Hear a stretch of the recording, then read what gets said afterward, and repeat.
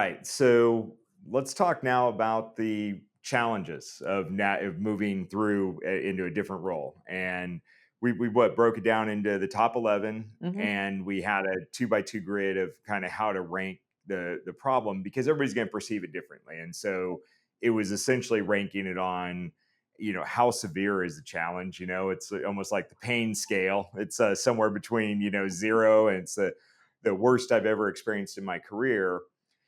And then there's an urgency to solve, because that is also quite a bit different axis. And what we meant by that was, like for instance, like let's say, I went through a really bad project, early in my career. It was just a tough project, required a lot of weekend work, a lot of night work, and things like that. But I was single. I had no other responsibilities.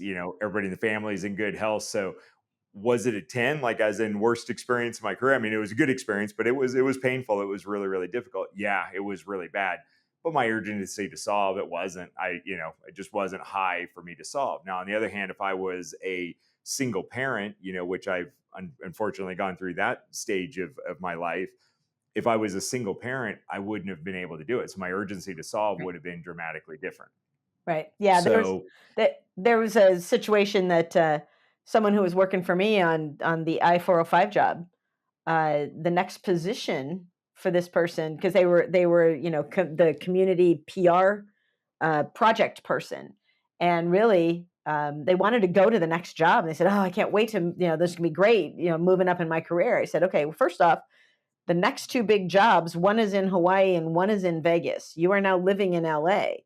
I said, "So really the severity in the challenge for them was really is probably a 2 or 3, right? Not a big deal. But the urgency to solve was you'd better go and talk to your spouse because your time here is coming to an end in the next probably month or 2 or 3. You're going to get the call. Is your spouse ready to move to Hawaii or Vegas? And, how do you get everybody on the same page? So when you're looking at that kind of challenge, again, not a role transition in geography, right? But not a role transition in anything else. But this was going to affect their family. And so their urgency to solve was in the top quadrant, even though it wasn't yet a severity of a challenge yet. So yeah, there's a lot of ways to look at this, and the issues that you're looking at personally. So you kind of, so this is how we would evaluate, start with evaluating them, Mhm. and at least put them on this grid. Now the 11 challenges. I don't know. Well, let's talk through at least the first few in detail, and catch some of the others. And we've got some worksheets that can help you work through these. But take it away. Talk through some of these. Well, so let's just start with the first one, right? Easy enough, right? So one of the big challenges, and the biggest challenge I think most people feel when you're trying to transition to a new role, is that you are regularly doing work that others should be doing. So that can mean a couple of things. One is you have now moved up into a role, and the person above you is either doing the work you should be doing because they haven't gotten out of your way, or you're doing the work that you literally just walked away from, right? It could be you're in this role and you're doing work of other people next to you. You're doing work in, kind of cross function type work that it is a challenge because you're probably not performing the work that you need to do inside that particular role. So none of it is getting done very well, especially if you're moving up into managing managers and now you're trying to do their role. It just makes it very, very difficult because the lines get very blurry. The lines get blurry for you, the lines get blurry for the person above you, they can be blurry for the person below you, and it is extremely exhausting to do that. I know I've been in that position, David. I'm sure you've been in that position as well, where just doing things that others should literally be doing. So, Right. And uh, that can yeah, come from sometimes just circumstance, and it's something you've got to work through. Gets to, how urgent is it to solve, and are we making progress on hiring the people to backfill? right, right.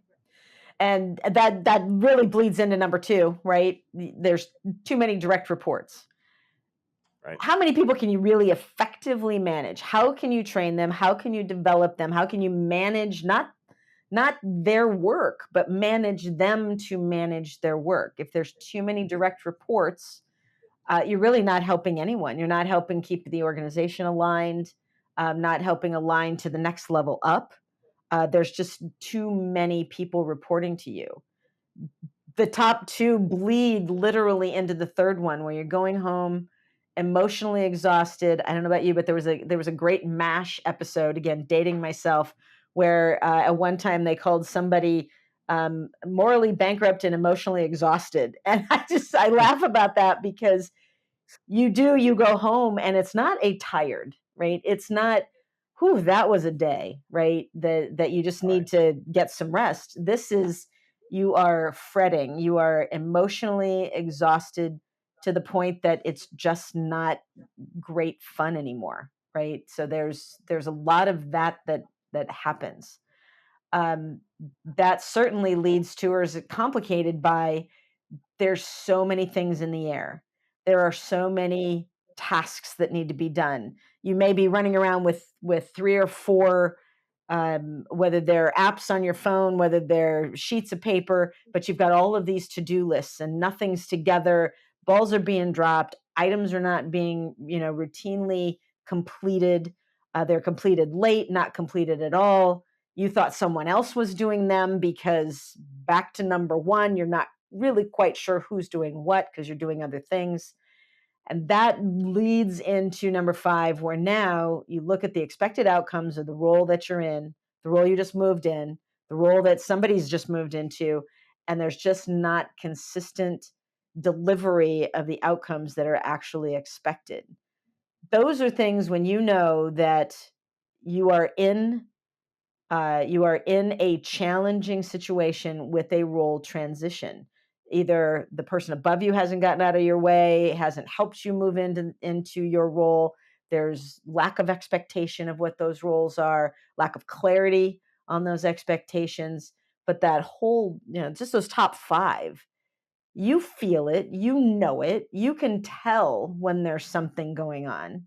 It's a matter of identifying that, defining it, putting the language around it, and going, probably a lot of people going, oh, yeah, man, number 3, 4, and 5, I'm feeling a lot. I'm feeling it most days. I'm feeling it most weeks, or have been feeling it for a while. It means somewhere that role transition has really either never taken place, or needs to have something done with it to be able to make people function better and get those desired outcomes. So, David, I don't know if you want to talk about more of those, but those really where, most people can feel it immediately is in those top five. Yeah, and I think when we put these together, I mean, this is all from coaching. I don't, couldn't even count how many individuals get coached as you're helping navigate a client through Right. different stages of growth. But yeah, these are the ones that came up, and you're right; they all lead into each other. And so yeah, we could go through 6 through 11. I mean, just really quick of you've got concerns about the person who's now in your prior role Yeah. because they may not be doing exactly like you did it. They may be what I would call real concerns or fake concerns. A fake concern is they're doing the role just fine. Matter of fact, the team might even like them more, but they're not doing it the way I used to do it. Yeah. Yeah. And a real concern is they legit may be struggling. They may be having trouble with 1 through 5. And either way, they're still two different levels of concern. But one is a me problem, and the other one I gotta, it's a me problem too, but I gotta approach it differently. Feeling out of alignment, I can get moved into, especially if I'm changing roles. We've had a few high level, very high level executive moves over the last 6 months, and they've all been fantastic moves, good people. And no matter how much you want to talk about cultures being aligned, but really good people usually at that highest level don't change jobs very often. And so those people are going from a shock of having here's my total group of peers and support systems, and now they're over here with this new team.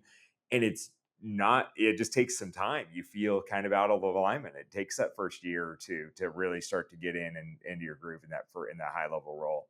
Um, if you're moving up from a management track, you feel a loss of control Right. sometimes from just being further away from the work. And it's a struggle to go from was directly responsible for doing this task, like turning the wrench literally and putting this bolt in, to now I'm removed from it.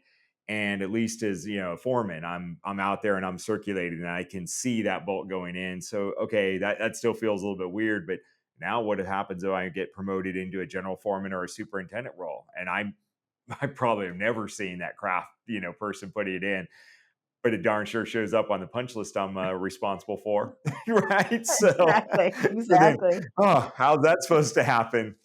And which all leads into to 10. Yeah, out of looking at 1 through 9, I'm just really not enjoying Yeah. myself anymore. And or 11, I'm working too many hours, just to keep up. It's one thing. I look at surge time, like if you're going, there's peak times on a project, there's transitions that a company or Right. project goes through, there's me learning a new role. But if I've been in that role for 6 months and I'm still having to work 60, 70 hours a week just to go keep up, there's a problem with it. It's not gonna it probably won't be sustainable. Something will likely have to change in my life, or the Right. company or the role or something like that. So those are the challenges. And the next piece, with these are the 11 challenges, or 11 primary challenges. There's probably 30, but this pretty much covers it. And top 5 probably cover the first 90%, and 6 through 11. If you solve 1 through Awesome. 5, you're probably good on 6 through 11. So first thing is just running a new challenge, or somebody else that's working for you, you feel like they're in a challenge, is sit down and really take inventory. It's what you do on a project. If you're getting in and you're trying to turn around a project, let's take inventory. Let's take inventory of what's done on the project. Let's take inventory of what materials and equipment we have on the project. Take inventory of what we have to get done, and let's start to create a plan. So we put together a quick worksheet. It's not quick to go through, but it's a couple pages. But it'll ask you a series of questions Mhm. as you're walking through each of these challenges, and get you to really think about, what am I experiencing? How urgent is it? How severe is it? And getting into some specifics. And when you get to the end of that, a lot of times, just what was that quote that you mentioned? Was, I think that was from Einstein, of if I had an hour to solve a Oh, problem, I'd spend 55 minutes thinking about the problem. This will help you think about the problem and define it more clearly. And oftentimes, just in doing that, the solution or solutions will become more obvious. And contact us for get a copy of it. If you're done and you want to talk about it or anything like that, don't hesitate to reach out. We will make time and find time to talk through it. This is not for clients, it's for anybody in the industry. It's going through a career challenge. So definitely reach out. We'll do anything we can to help. Okay.